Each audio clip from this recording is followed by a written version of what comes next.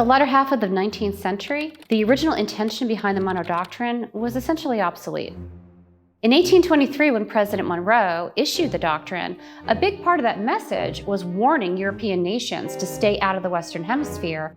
By about 1880, that really was no longer a threat. You have mass immigration coming to this country, and the United States was really in search of foreign markets to sell their consumer goods to. They also needed those raw materials, of which Latin America had quite a bit of.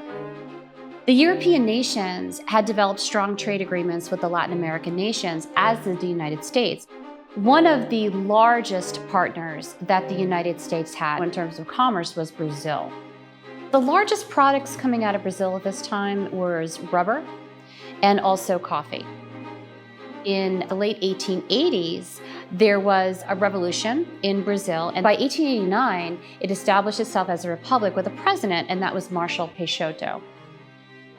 After the Republic of Brazil was established, the economy tanked, and it was in a tailspin. So, of course, Marshal Peixoto, who was in charge, came under fire, literally and figuratively. So a group of Brazilians revolted against the government, and there was a civil war. This occurred in 1893, and one of the first things that these rebels did was blockade the entire port of Rio, which essentially stopped all trade, not just with the United States, but also with the Europeans. It just stopped the flow of goods in and out of the port of Rio. This is a crisis of enormous magnitude, and even the United States speaks to the Europeans about it because they're not quite sure what to do. Should they actually look at the rebels as being the legitimate government because that would open up the port? Or should they support Peixoto and the Republic? So they weren't quite sure right away, but they knew that they needed this port to reopen. Now, while all this is happening in Latin America, the United States is undergoing significant changes of its own. It had emerged from the Civil War essentially as an industrial powerhouse. And this also means that American corporate interests and American businessmen are getting heavily involved with what the US government is doing, especially in terms of foreign policy, because that's how these guys are going to make their money. It was determined in 1889 by the US government that they would hold a Pan-American conference to discuss the idea of reciprocity. And reciprocity meaning, what do we have to offer? What do you have to offer? And how can we make it mutually beneficial? Several of the delegates from the United States were prominent American businessmen, and one of those people was Charles Flint. The really interesting thing about Flint is even before this conference, he was a diplomat himself. He was the consul general in Nicaragua, not sent by the United States to Nicaragua to represent the United States. Charles Flint was there in Nicaragua to represent the interests of the Nicaragua government, which is really unusual, but that also meant that he had a very good sense of what the situation was like in Latin America, which made him a pretty good delegate to this conference. The other thing about Flint that makes him an interesting character is he's one of the founders of US Rubber, and he's also an arms dealer. We don't tend to think of diplomats as being arms dealers, but he was, including manufacturing torpedoes.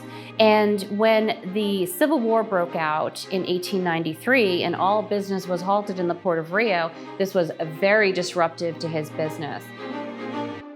So by 1894, the official stance of the US government is neutral. So Flint goes out there, spends $1.5 million of his own money to assemble professional sailors as mercenaries to get aboard this ship and sail down to break this blockade. This ship is outfitted with guns. One gun was the most modern technology at the time. It was called the dynamite gun, and it could fire a 900-pound shell. So the interesting thing too about Flint and these people on the fleet is that they fly the Brazilian flag. They don't get on board this ship and sail down towards Brazil flying the American flag, because they're doing this not with the sanctity of the US government. He's doing this as an American citizen in his own best interest, and by extension, the interests of the United States of America, to open up this port. They sail down there, and when they're almost reaching Rio, they fire off the gun. And it works spectacularly, and it kind of has its desired effect. So that, combined with what Peixoto's forces has done on the ground, breaks the blockade, and it's over, and Peixoto is restored to power. So when we think about the Monroe Doctrine today, we largely think of this as being detrimental to the independence of Latin America. This story is an outlier. It is an adventure that's taken upon by one individual, Flint. It's not that the US government says, we're upholding the Monroe Doctrine, we're sending help. It's not that the Brazilians say, hey, you got that Monroe Doctrine, come down and help us. That never happens. But the fact is, when Peixoto is restored, it's the Brazilians themselves that make the connection. This is how the Monroe Doctrine is supposed to work. So when Peixoto is restored to power, the Brazilians start celebrating the 4th of July, and they set the cornerstone of what will be then a monument to President Monroe, a president who had died 60 years before, but they still look at it as the idea behind it that would make their own stability possible. And then a few years after that, they will construct their own government building and name it the Palacio Monroe. They will name it after President Monroe, and it serves as the Brazilian legislative body building for a number of years. After this adventure, the United States starts to look and think about the Monroe Doctrine in a completely different way.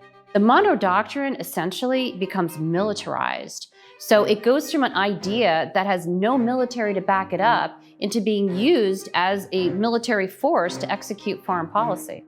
We see this evolution just within 4 years. In 1898, America will declare war on the Spanish. This will become the Spanish-American War.